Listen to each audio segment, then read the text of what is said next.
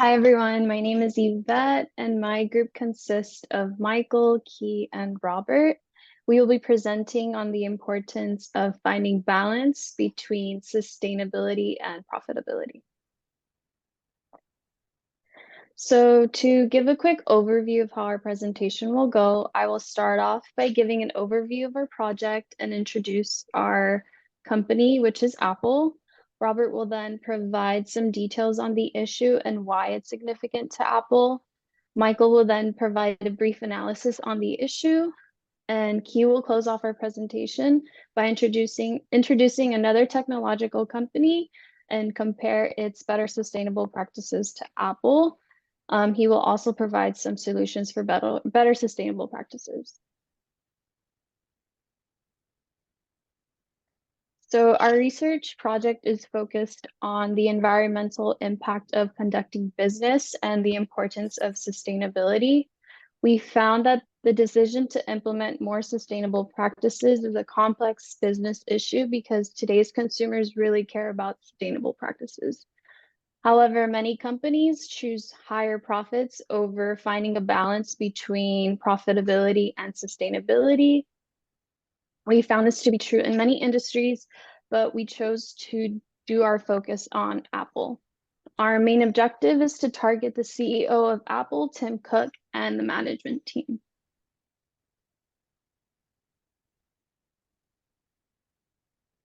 So to give a brief overview of Apple, it was founded in 1976, and it was actually the first trillion-dollar company in 2018. Today, it has a market cap of $2.65 trillion, which is absolutely unimaginable. And although Apple names itself to be an environmentally conscious company, our research says otherwise. Even though Apple's website has some initiatives to become more sustainable, the company itself isn't as green as we think. And some data that we found that supports this is the following. 70% of its carbon emissions come from manufacturing alone. We also found that to produce 1 ton of lithium, which is an essential mineral for battery manufacturing of cell phones, it takes 2.2 million liters of water.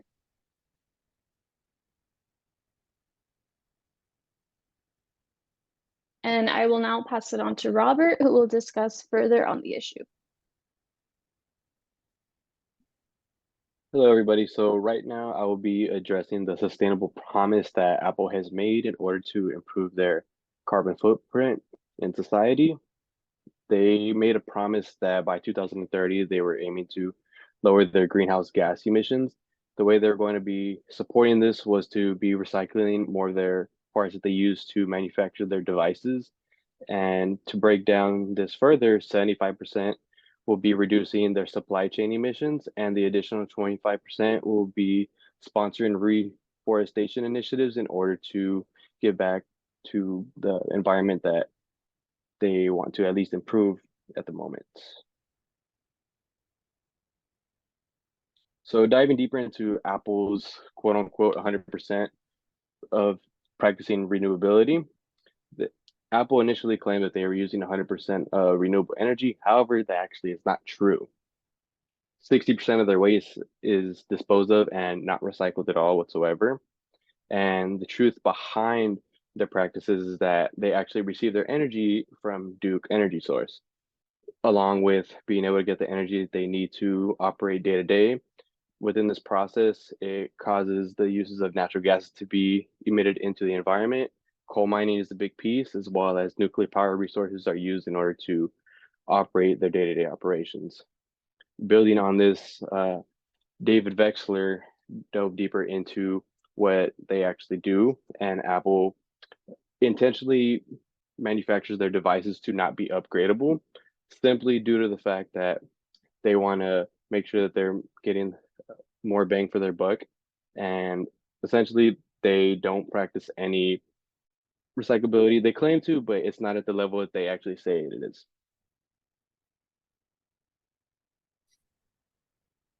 So building on Apple's current standing in the environment, they prioritize profitability over sustainability. They claim that they actually issued a $4.7 billion fund to support green projects in order to create a model that's going to teach other companies within the industry that they're in on how they could decrease their carbon footprint. But diving deeper into their annual revenue, they're ranging anywhere from the last 5 years from $200 billion a year to nearly almost 400 billion. So let's take it into consideration. If they're somewhere within that window of 200 to 400 billion dollars, and they're only issuing a 4.7 billion dollar fund to support their carbon footprint standing and to create an initiative in order to support sustainability, it's a small portion of their revenue, which shows that they're actually going to make it seem like they're actually supporting sustainability, but in all reality, they actually aren't. Next, I'll be introducing Michael to dive deeper into the analysis of Apple. Hi, everybody. So the big picture here is that Apple isn't as sustainable as they're claiming and as they're perceived to be. So on their website, they do highlight the positives of their sustainability efforts through something they call the environment section.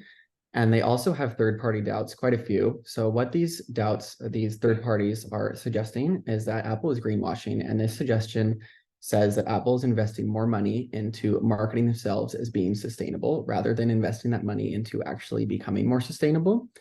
They also say that their products are recycled, and what they don't explicitly state when they are marketing their recycled products is how much of the product is actually recycled, where it's closer to 40% than actually 100%. And they also have a mention of the recyclability of products. And so what that's saying is that when you send in a product to Apple and they are dismantling the product and reusing it for new devices, only about 40% of those materials that they're getting from disassembly is actually able to be used. The 60% that's remaining is really unclear as to where it's ending up and being disposed of. Some supportive evidence of these claims. So just some background information, about 64% of American households own at least one Apple device. And that comes out to about at least 80 million Americans owning at least one Apple device. So that's quite a few Apple devices that are out there. And Apple every year in the US alone is selling upwards of 30 million Apple iPhones just in the US. So that is quite a few of iPhones that are floating around. And this comes in part to the consumer and company culture of latest and greatest. So Apple has really created a culture of new devices each September. We know when to expect it. We know got an operating system, we get a new phone. And of all of those new phones that people are purchasing, which is upwards of the 30, 40 million, we are seeing that they're not fully recyclable and they are contributing to e-waste each year. And if you're not a part of the consumer culture that is wanting a new iPhone every year or two, you are going to be a part of the consumers that are getting their models slowed. So Apple did admit to slowing older models of devices back in 2017. And this is in part due to saving the battery or what have you, but it will be forcing you to buy a new iPhone at some point, which then is contributing to more of the e-waste, which then goes into my next point of zero waste to landfills, which Apple does claim on its environment section of its website. And unfortunately, as this claim sounds wonderful, if you read down the endnotes and the fine print, you will see that the zero waste to landfills only has to deal with the final assembly suppliers. It has nothing to do with trade-ins or anything after final assembly. And I will be passing it on to Key to go over solutions for Apple. Thank you, Michael. So as we saw from the presentation, Apple's not doing such a great job with sustainability. With that, we want to analyze a company within the same sector, within the same space that is actually doing a good job. So by viewing the example of the company, in this case being Samsung, who's actually doing very well with their sustainability initiative, we want to use this to advise Apple's management team on certain practices that they can take into consideration and maybe adapt into Apple's sustainability initiatives. So in order to advise Apple's management team, we want to take a look at the product's life cycle. So the first stage in any product is going to be within the production stage. So within the production stage, Samsung is really committed to using renewable energy. So similar to Apple, how Apple claims to be using renewable energy, Samsung really is doing it. So Samsung is not yet 100% using renewable energy. However, it aims to and it strives to be at 100% renewable energy within the next few years by 2025. Now, how is Samsung doing that? So in order to do that, Samsung is actually creating its own renewable energy source. So unlike Apple, Apple's using another supplier to get them the renewable energy. However, Samsung's actually creating that renewable energy themselves. And Apple can take note of this because if you can create the energy yourself, you're not reliant on someone else. And when you're not reliant on someone else, you can control where the energy comes from. In the case of Samsung, Samsung is actually installing about 9,000, solar panels into 9,000 of its facilities. Some of the Samsung's facilities are already actually using renewable energies, such as the facilities where it creates semiconductors and where it creates screens. So with that, and by 2025, Samsung plans to install solar panels into 9,000 of its facilities, including manufacturing plants, offices, and other buildings worldwide. So the next step of the product life cycle is going to be the usage. So within the usage, Samsung has designed a better product that contains more recycled materials. So first, Samsung is using more recycled material than Apple. So in the case of Apple, Apple's using recycling some of the rare earth metals, such as tungsten, tin, and some gold within its product. However, Apple is only using about 50% of recycled plastic in its product, while Samsung is using 100% recycled plastic in its product. With that, Samsung is actually taking this initiative in two folds. One is using plastic-bound plastic. So ocean-bound plastic, meaning that these plastics are going to be going into the ocean if they're not recycled. And one cool thing about that is that Samsung is actually using fish nets. Fish nets is one of the biggest ocean-bound plastic. So not only are we recycling that plastic, but we're also helping the environment.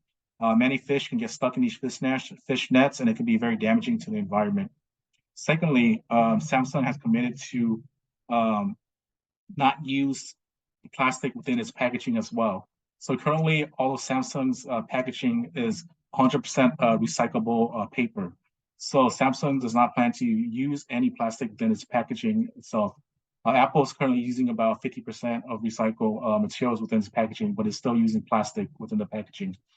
Another way Samsung is helping with sustainability is by developing products that reduce energy consumption. So some of these examples are the smart lights that Samsung is creating. Samsung is also creating smart electronics such as refrigerators and laundry machines and dishwashers and stuff like that. Some of the newer Samsung products come with AI that kind of learns the energy consumptions and help you actually reduce the consumption of energy, which by default is sustainable because you're using less energy, so thus you have to create less energy. In the last product life cycle is going to be the end of life. So the end of life is when the product has no more use for you, and then we need to discard it. So as spoken earlier, we need to reduce e-waste. So how Samsung is tackling this initiative is that through its RE+ program. So through the RE+ program, as you can see here, you can drop any electronic device into a kiosk, and within that kiosk, Samsung will take care of it. So one common thing, as mentioned earlier, I think by Michael, is that Apple likes to sell you products, but then they want you to update products frequently. So when you update products frequently, that product that's not being used is most likely going to be going into a landfill or just sitting around. So what Samsung does is that encourage people to, instead of leaving the product sitting around, they should recycle it with the RE+ program, so that Samsung can repurpose that product and send it out so others can use it. So the best way to recycle is actually to reuse. So when we reuse, then the less likelihood that product is going to be going to a landfill. Secondly, Samsung uses this initiative to educate its consumer. So Samsung educates the consumer to how to dispose and to recycle electronics properly. And the cool thing about this is that Samsung takes any product from any manufacturer. It doesn't have to be from Samsung itself. With that, I think Apple can learn from some of this initiative and start to create a similar kind of ecosystem through Apple itself. So Apple, as mentioned earlier, has plenty of money. They could always set up a certain recycling center and facilities all over the world. With that concludes our presentation. I know we don't have time for questions, so please feel free to send us any questions that you may have, and we'll get back to you. Thank you so much.